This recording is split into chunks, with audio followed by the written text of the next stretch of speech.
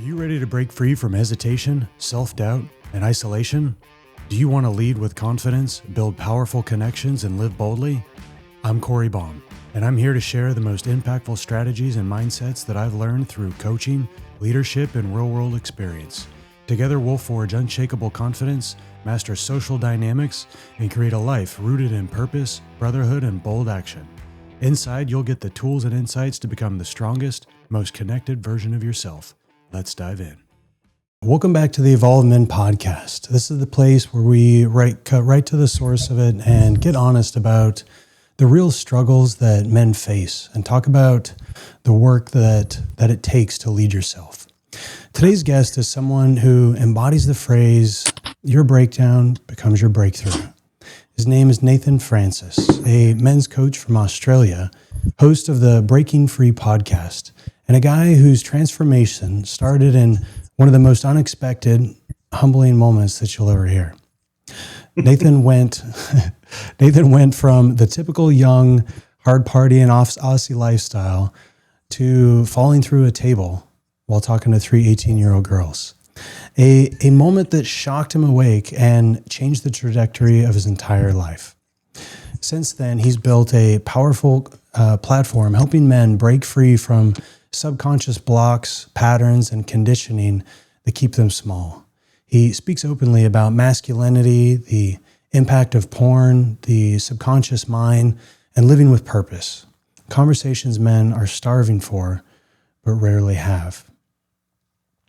We're going to unpack his story, his work, and the psychology behind male self-sabotage and the path to reclaiming your personal power. So let's get right into it, guys. And this is going to be a raw and real conversation. So welcome, Nathan. How's it going, man? Corey, appreciate that awesome intro, mate. That's really that's a really good intro. You put my intros on my podcast to shame. So thank you for that, man. I appreciate it. Yeah, Thanks no for the sweat. Love to have you, man. Well, hey, let's just kind of dive right into it. So take us right into the moment, right? We were talking about during the intro, the night that everything changed for you. What actually happened that made you realize that your life needed a complete change? Well, that year of 2021 was all about, well, I'd already learnt the world truths and stuff in 2020. So it was that mirror moment of where are you lying to yourself? Where are you not showing up for yourself either? But where in your life are you not? I was always still am a very inquisitive person. So I'd often ask those questions, but then never really go any deeper or get the answer. But 2020 and 2021, I just started questioning the world and questioning myself. And I'd already started taking care of myself a lot during that time. And then, the way that 2021 played out, it was just everything that was there to be showing up in my life showed up. And it was like, are you going to continue these patterns and what's the word? We'll just go with patterns. Good enough. and Yeah. then and then just the way it played out. So then we get to September, and I'd already been probably 4 or 5 months sober at that time. And during that COVID time was a time where I really started looking after myself. I started running, and like I was already running anyway, but like I ran more and started riding my mountain bike a lot more and got myself real like aerobically fit. But my body was starting to started to take its toll. So then we get to September, and here you guys have the Super Bowl, the NFL Grand Final. Well, Yeah. our version of that is in September, and it's the end of the month. And it got to the end of the month, and it was a night Grand Final. Our Grand Finals or Super Bowls are usually during the daytime. They start like 2 o'clock in the afternoon, go to 5:30. This particular year, they changed it to a night Grand Final to see if it would suit the game that we play, which is AFL. Anyway, long story short, my cousin sent me a message saying, come round for the game and have a few drinks. I'm going to have a house party. And around this time, I hadn't been to a house party for a while.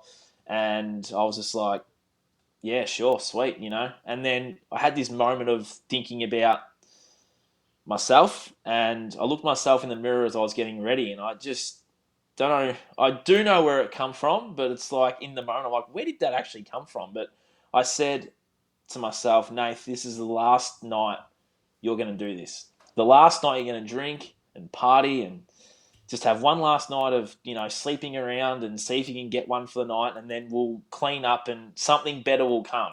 I didn't know that something better would come 13 hours later. However, it did. And for me, I look back and I go, well, I set an intention, and I'd already said to the universe, God, Spirit, Jesus, who you want to call it, that I was yearning for something more in that moment. I didn't know what I was doing until you look back. 12 hours later, 3 beautiful young girls are sitting at a table.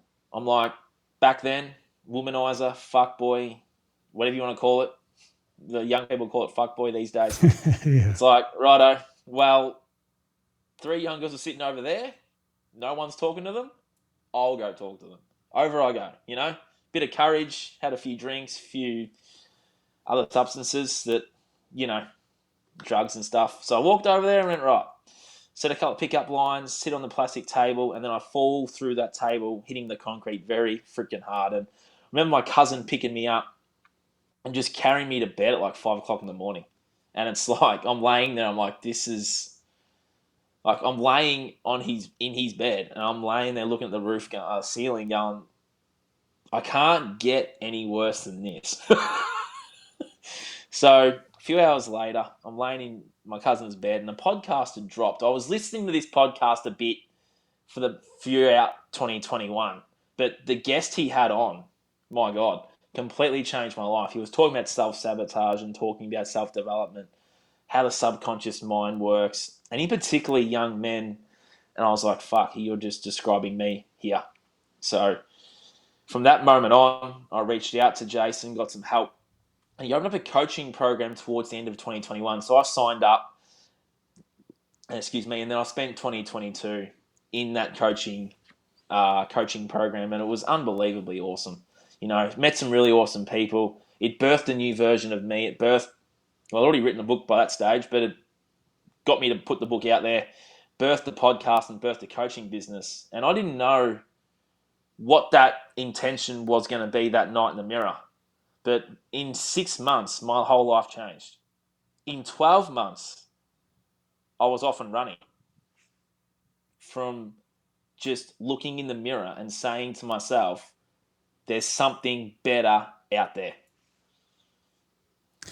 Yeah, that's crazy. The point that you bring up is this like self-sabotage of how there's probably a greatness within inside of us, but we just, for whatever reason, and that's probably something that we'll get into today, but we just refuse to believe in ourselves, to accept it. And then, but we find these, probably subconsciously a lot of the times, we find these ways to confirm or to validate that, yep, you know what, I am a piece of shit. I'm never going to be able to do this.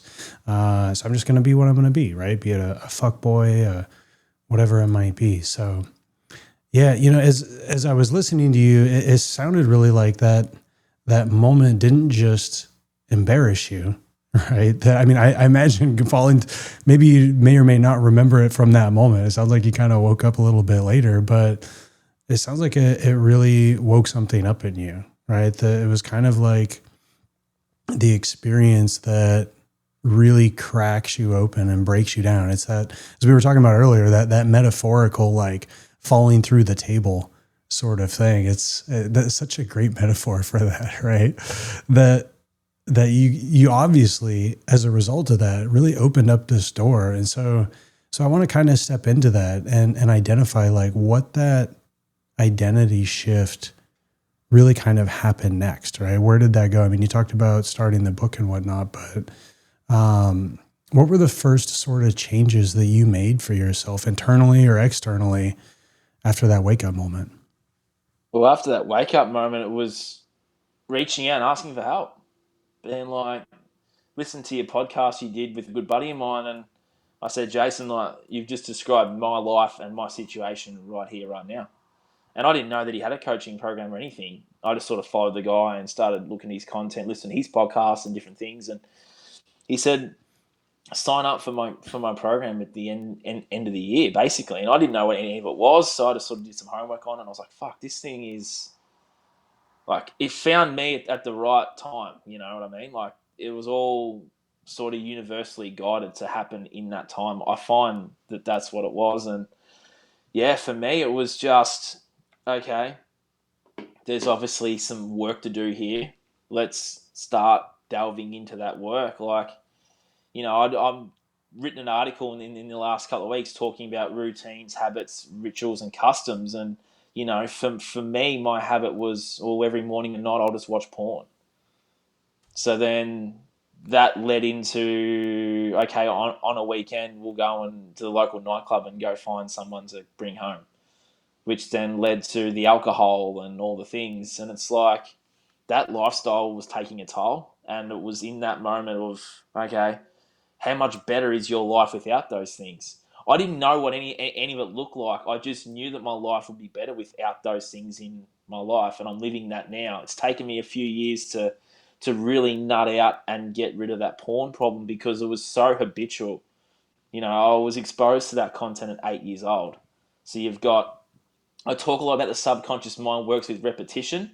It's like going to the gym and getting big arms. If you want to go to the gym and get big arms, you're not just going to go there and do bicep curls and expect big arms the following day. It's not going to happen. You got to go and do the reps. So the mental gym, I had a lot of mental reps of pornography and sexual content that it took a while to out rep that rep. So I had to insert new habits and rituals and customs. So what did I insert? I started going to the gym of a morning, 5 a.m., building the discipline. Fuck, is it hard going to the gym at 5 in the morning? Yes, it is. Is it hard staying in bed watching porn? Probably not. But for me, it's like, well, you pick your hard, you know, and I chose, all right, I'm going to show up for myself and go to the gym and commit to this. Had a buddy of mine that had a gym in his shed back in my hometown. Awesome start, held me accountable. Yeah. Move out of my home state 3 months later, holding myself accountable, and still go to the gym. I actually go 20 minutes earlier now. I go at 4:40. Oh, I went nice. at Started sunrise stepping this it morning. up. Okay. Yeah, so it's like, Well, you know, to your yeah, point, there's when you talk about the choose your hard, right? yeah, And yeah, it is obviously staying in bed easier, but yeah, I mean, it's also the what comes as a result or the effects of choosing that sort of lifestyle is the other is what I hear is the other side of the hard, right? So yeah, getting up at 5 a.m. is hard, you know, but not living the life of authenticity, of drugs, of alcohol, of porn, right? Probably the issues or problems that brings up as a result of it with friendships, relationships, any of that, like that's fucking hard too. Right. yeah, And so like, what do we want to choose? You can either choose this life of hard because I'm getting up and choosing discipline, or I can go without. exactly. And for me, I talk a lot about the mental gym. So to out rep that, okay, so instead of watching the screen before you go to sleep, that's great. You've inserted the morning habit, but now you got to insert something of a nighttime. So it's like, well, meditation, breath work, connection with myself rather than connecting with a screen with two people doing the one thing I can do in my own life, but I'm watching other people do it. So then my views and perceptions of sex was that on porn. Did women like being treated like that? No, they didn't. And then, you know, as men, we would compare ourselves to the bloke on the screen. The bloke on the screen had a huge dick. Do I have a huge dick? No, I don't. Can I do some of those moves that they can do on the screen? No, I can't. So that didn't feel good.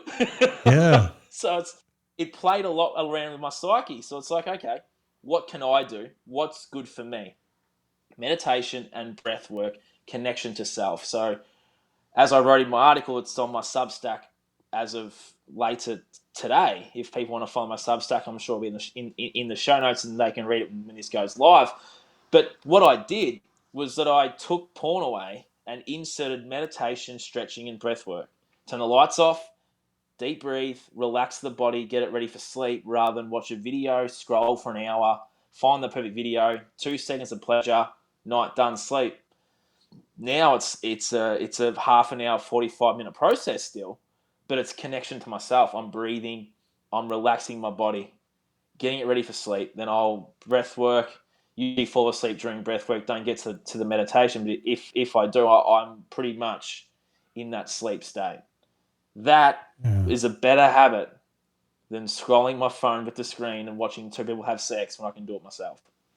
So did that take a lot of work? Absolutely. Yeah, well, that was going to be my next question, right? And from somebody that's traversed a lot of that sort of similar stuff in my own life, like I know it wasn't just to an extent one day being like, fuck, that's enough, right? So I don't know. Tell me a little bit like your journey and your experience of how that went, because knowing that it's not linear, right, of kind of a path that it is, it's it's like potholes on the path, right? There is like, you're going to get fucking flat tires. There's going to be all kinds of like dogs running out into the road, like all kinds of things. And so getting to the point of putting away the porn and focusing on other things as the end result, that's like the destination or the end of the yellow brick road sort of thing. But that journey is treacherous, and it's wanting to pull you back in at any given moment. So if you could share a little bit, like what are some of the things for you along the way that came up and how you navigated those? Well, we still, as men, we get urges. We get urges, we get horny. I'm just going to be honest with you. We still get those feelings, and I would still get that pull to put that video on and shoot off my load into the sheet. Oh no, did I lose you?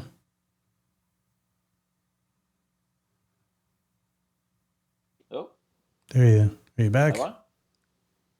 Oh, can you hear me now? there you go. You there? Yeah, can you hear me? Yeah, gotcha. One of us must have dropped out, but we're back on. Okay. So as I was saying, I started my podcast and I interviewed this guy called Nakula Das, who spoke a lot about semen retention, sexual alchemy, and those two things. And I was like, what's that? And it's how men can hold on to that energy that's in their balls that we shoot off all the time watching porn and all the things. He said, if you can hold on to that energy and put that into your gym, your body, put it into the business, put it into other areas of your life, that's extra energy you can have to show up and be better. And like a spiritual thing too, you can get that energy through your body, up through into the crown and out into the world. For me, I started adapting that into my life where I'd hold on to that energy and use it elsewhere rather than just shooting it off. I was being selfish and using it for me. And I started developing a deeper voice. I started developing an ability to speak, a little bit more confidence. And I was like, wow, this energy is so powerful. It can birth a life. This energy is now birthing a new version of me. So I was like, thank you, Nakula, for the advice. Thank you for the awesome podcast. Here I am off and running onto the NoFap journey. And to control those urges, it was hard because I'd wake up in the middle of the night and have a wet dream again. I'm like, because that energy needs to go somewhere. It's bursting at the seams. It's just bursting. You just got to move. So that's when I started doing breath work and some qigong and different things. And all of a sudden the energy's moving around and I don't really have the urge to do, it's like a choice now. If I want to go and have sex and do those things, it's my choice. I'm not doing it to run away. I'm not doing it because of X, Y, Z. I'm doing it because I'm choosing to do it. I've taken that power back of that choice. It's not unconscious anymore. It's 100% conscious, and I'm choosing what to do with it. So for me now, it's a practice of let's get the energy moving. Let's move it through the body and breathe and connect with myself. And it's completely changed my whole view of myself and the whole view of sex and different things. I started delving into sex and interviewed some awesome holistic sex coaches that are out there. I'm like, holy hell, like my whole view and perception of sex was based on pornography. That's not how to connect with a woman. That's not how to have a deep, intimate connection.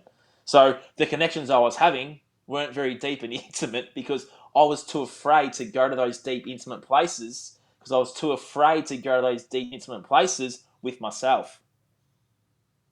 Yeah, it's really crazy. And I've known of my own kind of like issues, I guess, around porn for quite a while. And and exploring it. But even to your point of even now, like I'd say that I'm pretty far along on my journey of not using porn, of really exploring sex, sexuality, energy work, all of that sort of stuff. But it still amazes me of what impact porn has on the mind, right? And how much we, I think at the very beginning of it, that sure, there's this like, oh, men don't really do that, women don't really like that. There's like that's the surface level sort of stuff, but the actual like, and I'm not trying to like vilify porn, because everybody's got their own kind of journey with it, right? And so I don't, I try not to like make it this thing, but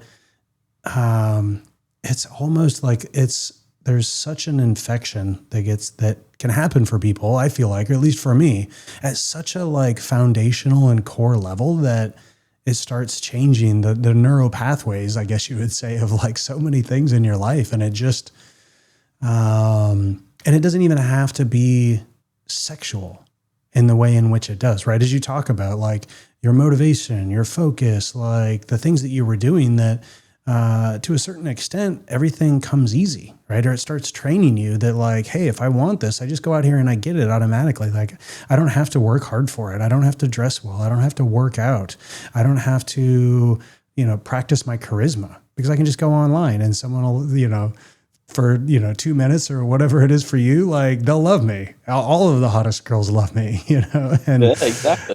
it's just such as I think about it for myself, and I've got 2 young boys, right? Like, I'm like, man, like it still shocks me to this day to an extent that it's legal, right? Because Yeah. of the effect that it has when we look at some of the other things that we ban. And again, like I say, I try not to vilify it, but it's a real slippery slope because there's so many It of is. these sort of things that just have such an impact on us that I feel like we don't realize until way far down the road, Mm.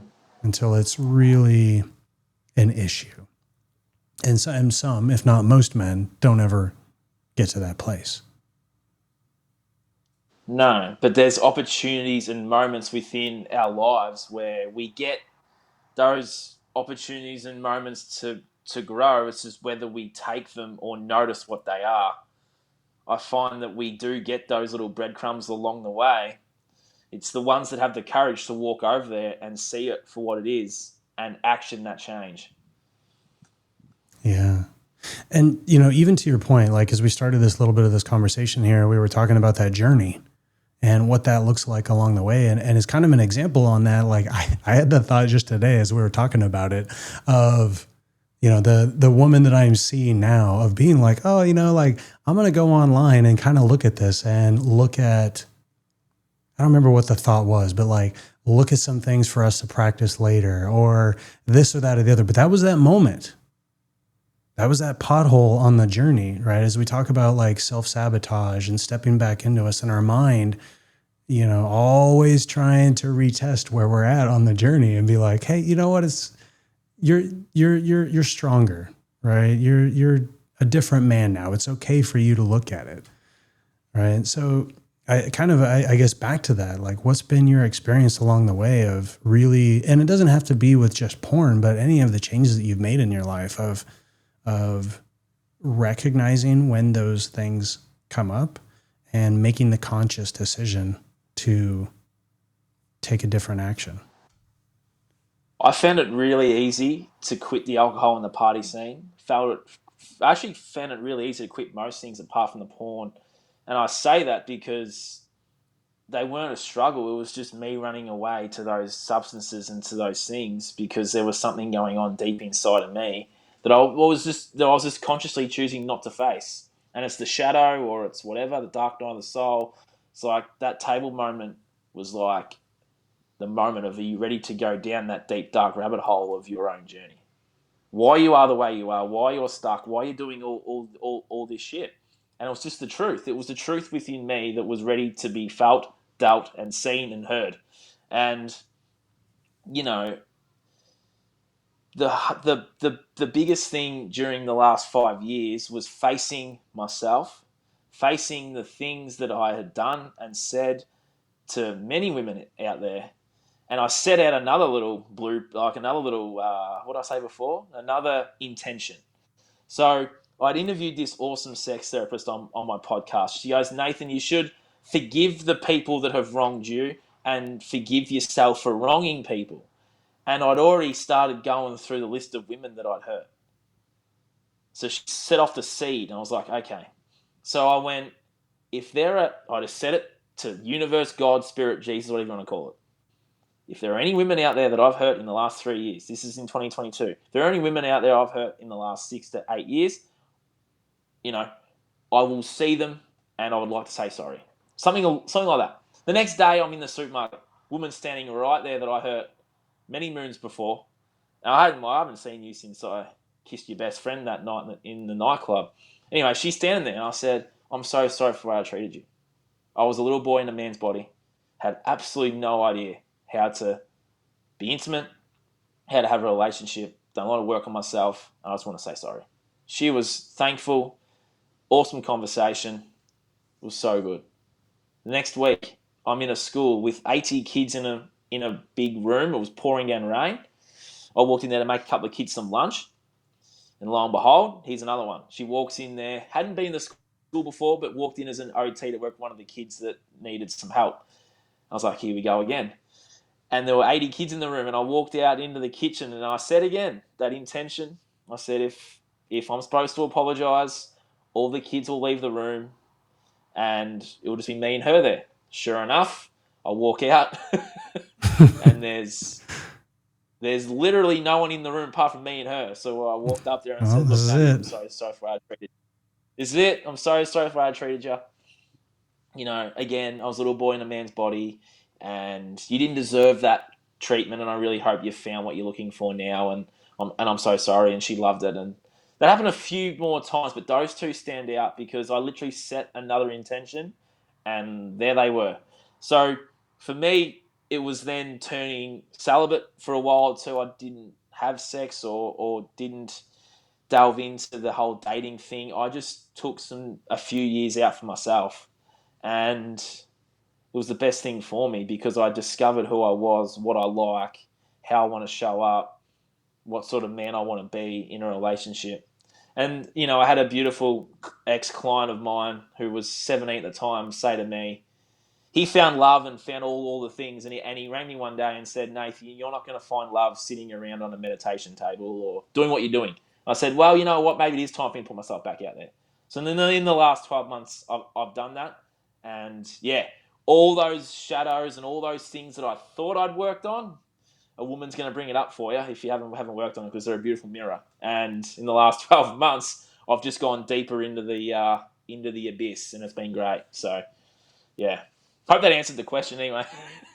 Yeah, no, there's so much good stuff that's there. And I think to your point, there's a lot of magic that happens, both for the other person, and I've experienced that myself as well, but also in yourself of being able to, I think, as we think of self-sabotage, it's easy to carry around that bag of shame, right? And to literally carry it around with us everywhere we go. Like, hey, if I'm going to go to the gym, if I'm going to go out dancing, whatever it is, like, it's like, oh, hey, meet my bag of shame here as well, right? You'll never like me because I've got this past and this history. And I think to your point, and unless you pull that out, and sometimes I describe it as like pulling it out and showing it to people, and maybe it doesn't mean that you have to tell the same story to everybody, but for myself at least, like talking about it enough to where it's not something that you pick up and you take with you. If you're going to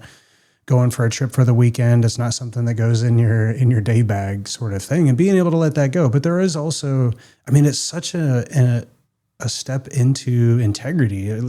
You bring up a really good point of, what was it you said, like being a boy in a man's body, like that's so, that just paints such a perfect picture, right? Of being able to make maybe that transition from boyhood to manhood and to step in and take ownership of the impact that you had on people, right? And it didn't sound like you were, you weren't looking for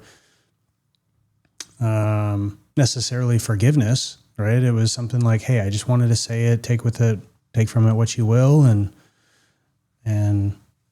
yeah, and to do it. So good on you, man. It's not Yeah, easy 100%. to do. No, and it brought up a lot of uncomfortability, but I knew in that moment that they needed to hear what I had to say. And, you spoke a bit before about the boyhood to manhood. Back in the day, in tribal days, we had boyhood to manhood. The tribes would send the young bloke out into the forest to fend for himself, come back a man. The modern world now, there's no real rites of passage initiations, but there are in a modern way. It's this work. We can go out into the forest and fend for ourselves and come back men. But in the modern way, it's just it's not going to work. But if you have these things going on, the guilt, the shame, these shocking habits, all these things, these are all childhood ingrained habits in us. If we go back and face the shadow, we can initiate into that man. Definitely. But it's having the courage, the patience, the resilience, and the discipline to go over to that bag and open it up and feel the guilt and feel the shame. I had a lot of guilt and shame around the things I'd done, things I'd said, the porn, the sex, the whole lot. But what we do is we don't do anything with it, and we have this big, as you said, bag of shame that's with us. But if we go over to the bag and open it up, then we start to feel. And as men, we feel. We feel angry, we feel sad, we feel all these things. And the best thing I ever did to be able to communicate those feelings in a healthy way was just sitting with myself and writing. Because then I was able to read back my writing and go, that's how I'm feeling. Because it's making sense to me because I'm writing it down. And then as I'm reading the words and as I'm reading what I'm writing, I'm like, now I can speak about this. Because I know where the feelings come from now. Because I'm able just to see it, write it, and then I'm able to speak it. So journaling's been powerful. And then, as men, we need to cry. We feel sad. We feel all these things. Cry it out. The best thing I ever did was just go back through old photos of myself. If you go on my Instagram at Nathan Francis 2_, you'll see a pinned photo, the very first photo. It's a drunk photo of me in a nightclub that I found a few years ago. And I've written a quote under that photo, and it's literally what I said to that guy. I walked back to him, picked him up off that nightclub floor, and said, mate, I've got you. We're going to go back and walk it. We're going to walk a new story. I'll guide you there. I'll take you to the promised land. Picked him up and said, right, let's go. And I cried doing that in my head, picturing myself go back to that guy, looking at that very photo. I cried. And that's the thing. I cry a lot now because I'm feeling those emotions and I'm letting them out. As men, we hold on to all these emotions. We just become stuck and all these things. Let it out, brother. Feel it. Let yourself be seen, heard, and valued. Do those things for you. And I know for me that when I cry, it really, really does shift a lot. And there's a video of me on TikTok somewhere, actually, where I've just got the phone out and said, right, man, we need to cry. And I've got tears streaming down my face. I'm all red and puffed up. I'm like, boys, we got to cry. Because crying is so powerful. And there's this, I'll quickly add here too, there is this generational program, psychological program, conditioning of men that are probably our father's age, of help's weak, crying's weak, don't ask for help, bottle it up inside, don't let them out because it's a sign of weakness. I call bullshit on that. I call bullshit for a reason because we come here as feelers and we have feelings and emotions as well. And we need to put our hand up and say we need help. And we got to feel the anger, the sadness, the guilt, and the shame because they're feelings we cannot run away from and we cannot bottle up anymore. And again, I will say that program, that conditioning is a load of rubbish. Yeah. Well, to your point, I always say that those emotions are there, right? They're happening, and it's like It's like a wine bottle, right? Or something like that, that the pressure just, stuff keeps going in there. It keeps heating up and the pressure keeps building and it's going to come out, right? And it comes out in porn and alcohol and, anger and all kinds of sort of things. And at times, like that cork blows its top. And then, right, that's the sort of stuff where everybody's like, oh, men are so, angry or abusive or rough or whatever it is. But if you were finding constructive ways to release that pressure, whether it's men's groups, brotherhoods, like having these conversations, fitness, right, all of these other sort of things, but you got to let it out. Like, otherwise the alternative is like a robot, right? To just, Literally. yeah. Yep. So, as we talk about this, one of the places that I see a lot of men really lose themselves and numb themselves is through, as we've talked about, like porn and addiction cycles and these like silent habits that really erode their confidence. And with this, I think at times we think that, whether it's alcohol or drugs or whatever it is, that it supports our confidence, but what it's doing beneath the surface is really just eroding the foundations of our self-worth and our esteem and things like that. And that's something, from what we've talked about today that you've spoke a lot about. What do you think that, how has that shaped your mindset then versus now about masculinity? Well, that's a good question because I sort of delved into the whole masculinity thing as I was learning about the masculine feminine relationship dynamic. Again, another unpack I had on my podcast. I learned a lot about myself and different topics just by having my own podcast. It's Sure, so yeah. good. Yeah. So I looked into the masculine traits and I'm like, okay, what was I doing back then that would be considered a masculine trait? There wasn't much that I was doing that was considering a masculine trait. Okay. I talk a lot about the programming behind that. So for me, growing up, I watched a lot of American Pie. So I think you can probably guess which character off the Spinner Racket Society, which one I latched onto. I reckon you Yeah. could say, I reckon you could guess. Is it Stifler. Stifler? Yeah. Okay. I Okay. wanted to be that guy. Why Sure. did Who I want to be didn't? that guy on a conscious level and an unconscious level? Because he had the women, he had the men, he had friends, he had things that is pretty cool, and I want that. So I'm gonna be that childlike guy, say those immature things, and I'll have what I want.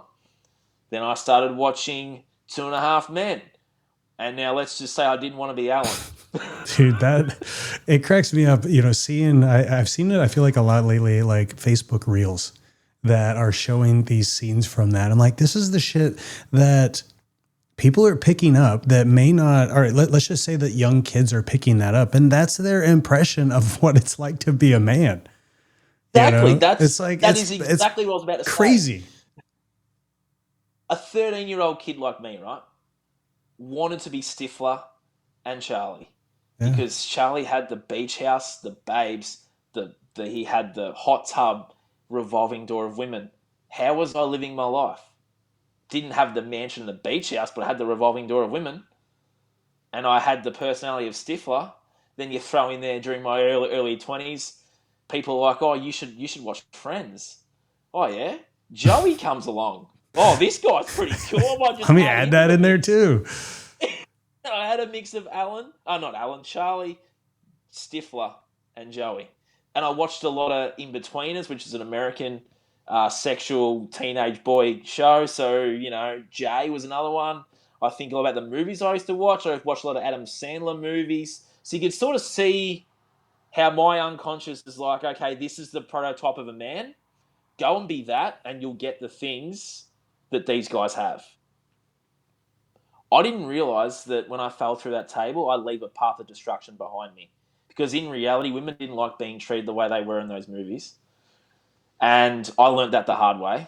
And it's like version of me that I was portraying wasn't my own version, because I was allowing those influences on the screen to dictate the way I should live my life. So I had to remove those things. So I don't watch TV anymore. I don't even have a TV in my house. Well, we do, but I just, that's the thing. I then went on my own path of, okay, the music was influencing me too. Look at the rap music. Back when I was a kid, we had Eminem, we had 50 Cent, we had P. Diddy, we had all these guys talking about bending girls over, partying, doing drugs, all the things.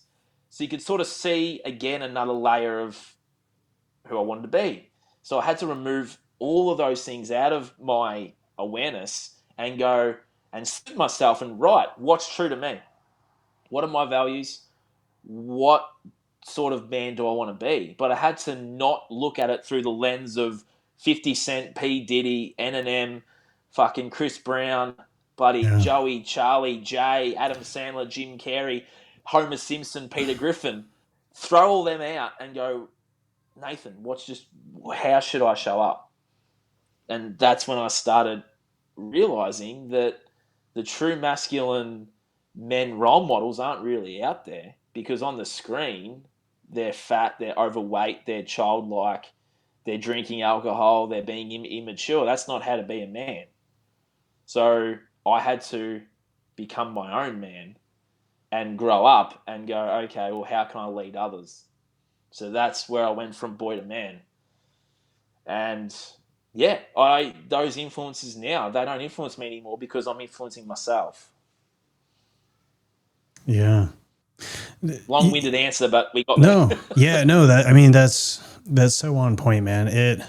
And again, I'll say again and again, I've got two boys, right, that are 7-11, and I think about it every day of just how intentional as a father I have to be, right? And it's similar with leading other men, with coaching, with those sort of things that, and even ourselves, like we have to be so intentional about the influences that we allow into our life every day, right? And it's similar for me. One of the things I say often is like, I only, there's only so many spots that I have curated to make an influence on my kid's life, right? And I'm pretty selective with those, to say the least, that knowing that each one of those could be an Eminem or a 50 Cent or any of those sort of things. And I think it's really important to a certain extent to curate that. So not only for themselves, but for myself, right? And in order to, it sounds like what you did is similar to me, is intentionally shifting what it is that is acceptable as an influence for us, right? Whether 100%. that is men that we respect, right? Men that share similar values to what it is that we have for ourselves. And I think kind of bringing all of this back around, that masculinity, what I've found more for myself is that masculinity is not the Charlie Sheens, right? And the rap videos and all of those sort of things. It's quiet, it's subtle, it's kind of behind the scenes, it's strong, and that's the real power and strength behind that, right? The guy, the Charlie Sheen pales in comparison to the man that's leading his family sort of thing, right? Or in general, just leading his life with strength and integrity and honesty and those sort of things. But that takes an awareness, right? That takes falling through the table at times for some men, and opening up that bag of shit, of shame that you've been carrying around forever. And I found for myself of sharing that with other people, other men, right? And really opening, like shining light on it. 100%. Yeah. And that's our power as humans, Our power as humans has always been with us. We've been conditioned and dumbed down and all the things that I spoke about today. We always have the power. We have the power to change. We have the power to make a decision. And if we can remove those influences out of our life, that decision becomes our decision. It's not going to be influenced by someone else or something else. Yeah. Yeah.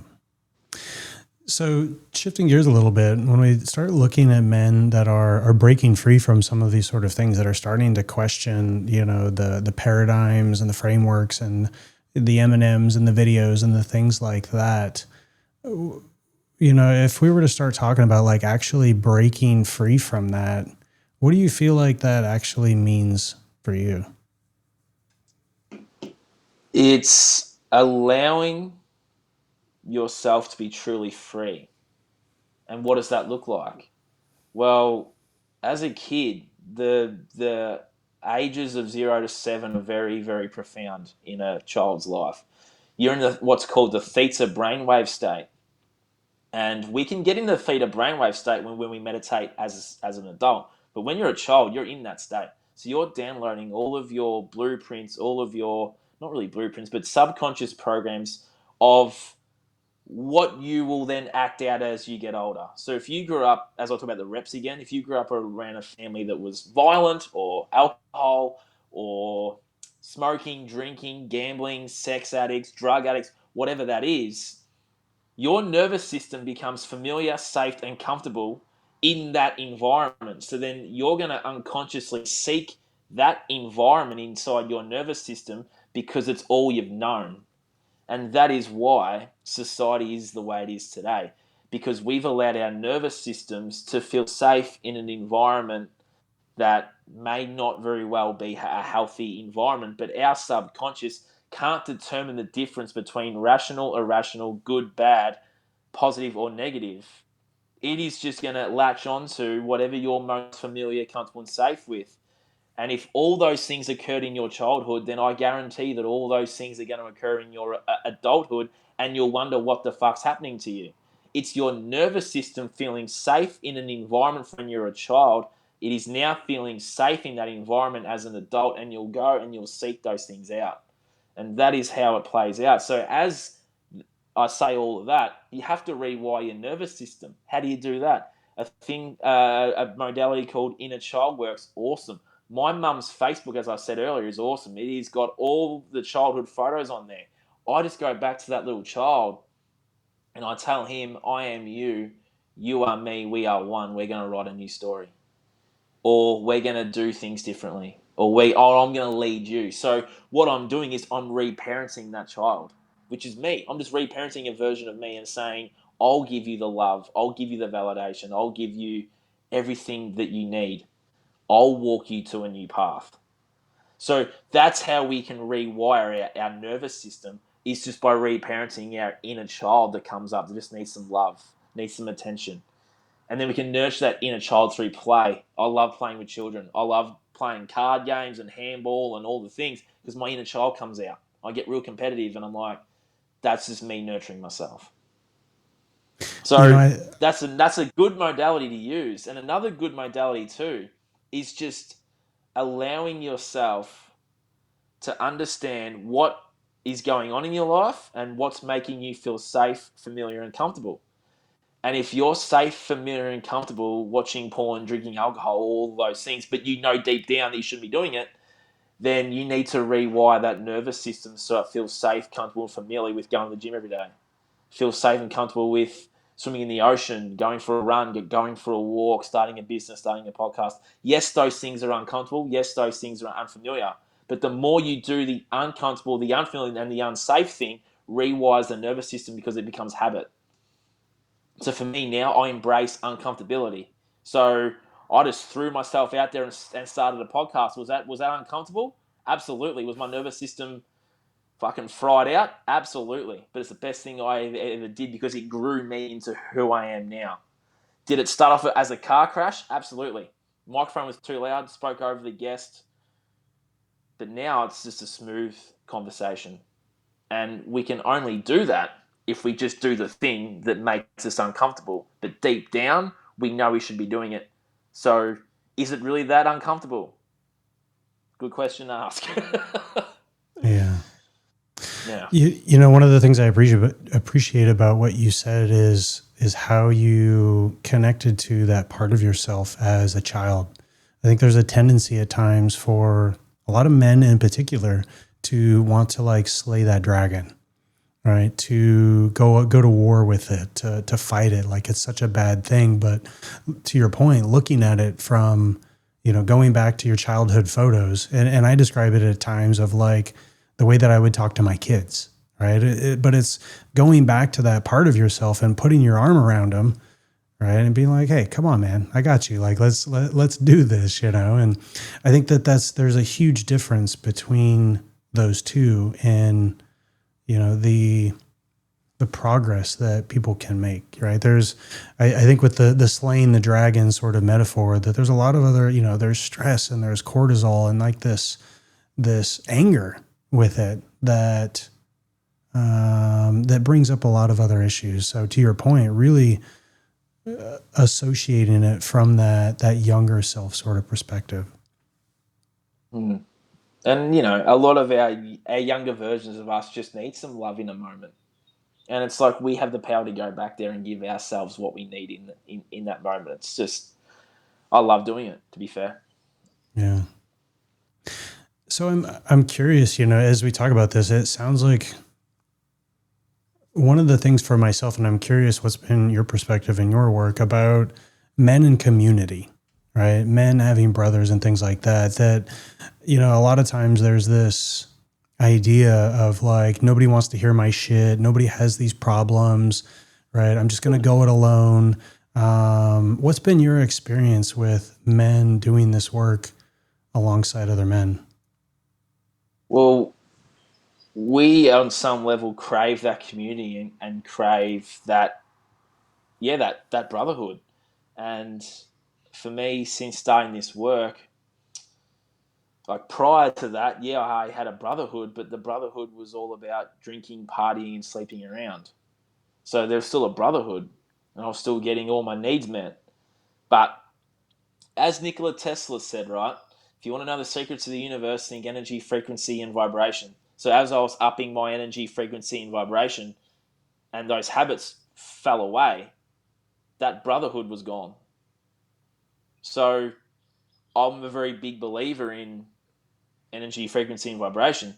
So then I was clearing the way for new people to come in that were on my wavelength. And I have met those people in the last 4 years, have a bit more of a brotherhood now where we're having those conversations. Yeah, we're helping each other grow. Are we getting drunk every Saturday night? Fucking no way. I haven't drank in 4 years. Haven't drank since I fell through that table. But we're surrounding ourselves with people now that are on my wavelength, that have the same energy and frequency and vibration as I do.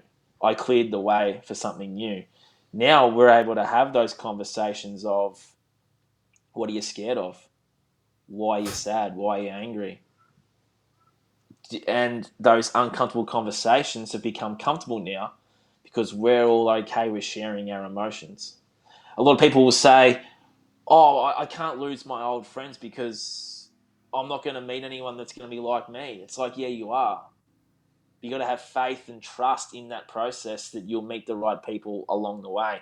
And for me, there were some times where I was lonely, where I was like, fuck, I don't have anyone here. But it was in those times where I was able to give myself what I needed. So then I was then able to meet those other people and build that circle. I moved away from my old hometown and my old home state, as I said off air. So I had to meet a whole new tribe of people. I'm still meeting people now. Like the tribe's still building, and it's a really awesome place. But as men, I can guarantee you that someone has gone through something similar or something very quite the same as what you've gone through.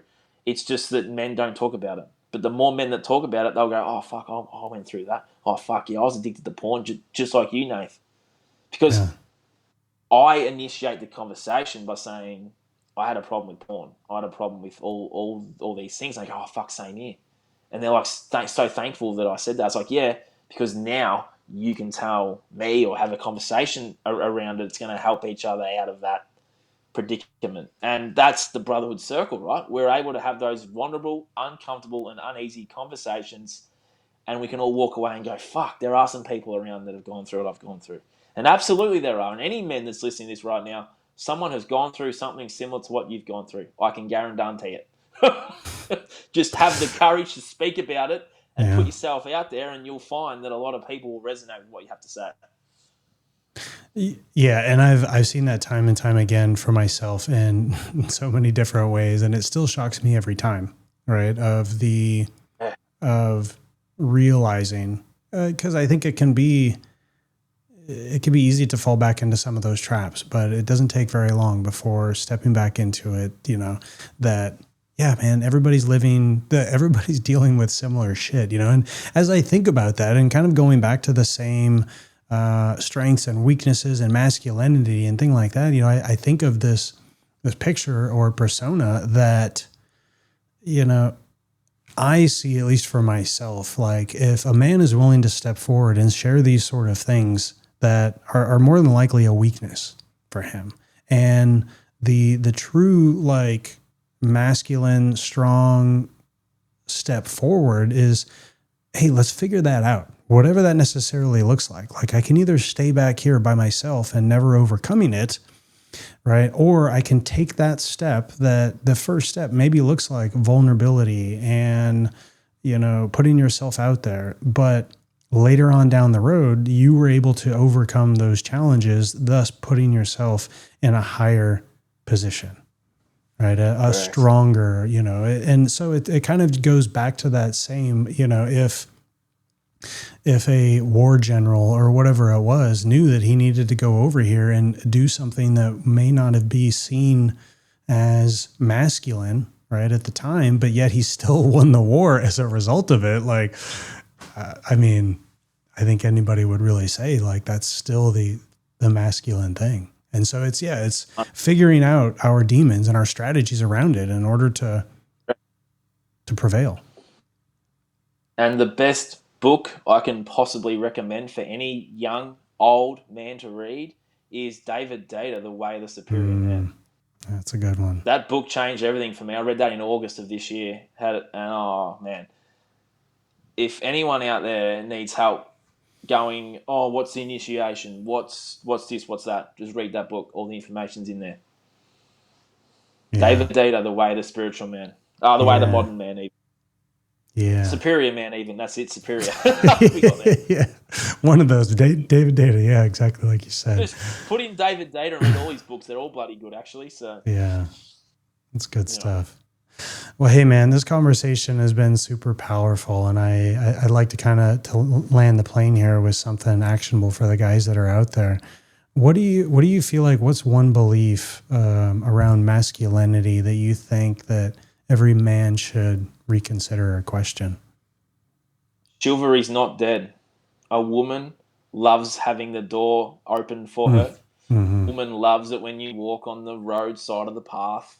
A woman loves it when you hold her hand in public. These are all things I never used to do, and I've started dabbling in the last few months. And I can guarantee you, boys, chivalry is not dead because women like being treated like they are a queen.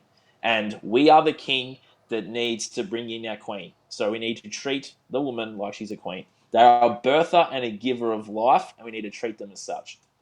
And the more we can do that, the more better we'll be out there in society. There are things that I see, I go, wow. But then there are moments where I go, wow, in a good way.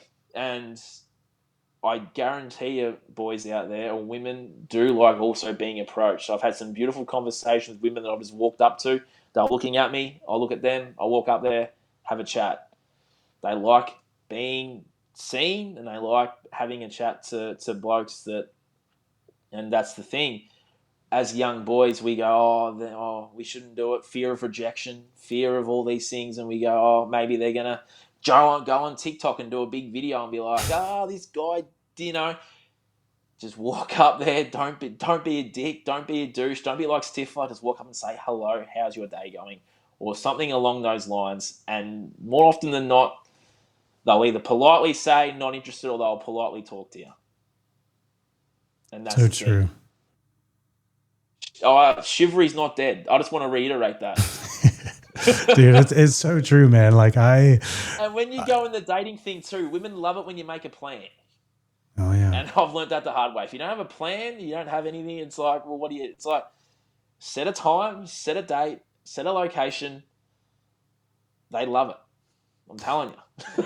Yeah. Well, taking all of this back to some of the things that we talked about in the beginning around focusing and channeling that energy into more productive things, right? Things that emphasize and show to others a sense of leadership, determination, of discipline, of courage, of things like that, right? So it's not this needy, hey, I need you to like me. No, like I am secure in myself and my life, my business, whatever it is that I'm doing. I noticed that we had similar shoes or whatever, and I just wanted to strike up a conversation. I don't want anything else from you. Exactly. Yeah. Because, we've all gone through it. We've all wanted something to eventuate because we have other needs and all the things. If you just strip all that back and just go and approach and not have any attachment to any outcome, actually, approach that to life. Don't have an attachment to any outcome. Throw yourself to the wind and let yourself ride it. If you can look at life through that lens, everything will change. Don't attach yourself to any outcome. Yeah. Simple as that. Just One throw of the yourself books, out, throw yourself to the wind, and I guarantee you that you will ride it. Yeah. Good stuff, man. Good. Well, hey, Nathan, brother, thank you for being here and doing this show today. I really appreciate it. I appreciate your story, your transformation, your journey, right? And the work that you're doing for men is beautiful. There's not enough of it out there right now. And it's so needed. So for everyone that's listening today, how best can they get a hold of you to find out more about you? If you just jump on Instagram, Substack, Facebook, even TikTok, just type my name in there, Nathan Francis, and you'll find me. Website's being reconstructed or rebranded, rebuilt. So that's offline. Where else can people find me? Oh, my podcast, Breaking Free. If you just type in the Breaking Free podcast, Nathan Francis, on YouTube, Apple, Spotify, Amazon, Podbeans, and I say Podbean now because I looked at the analytics, and a lot of people are listening on a podcast app called Podbean. So jump on there and you'll find the Breaking Free podcast. And Corey, I'd love for us to do this again where I interview you and get your story out there. So let's reconnect in the next week or so and let's do a pod on my platform. So that's where people can find me anyway. I'd love it, man. I love it. We need more of this. So, all right, Nathan. Well, hey, enjoy the rest of your day, man. Hey, before you go, this podcast is just the surface. The real work happens inside the Evolved Men Brotherhood. This is our private community of men committed to leading themselves boldly, building confidence, and sharpening one another in the fire. Registration officially opens December 1st, and we kick off our brotherhood calls together beginning in January 2026. But you can get on the list today and be the first to claim your spot.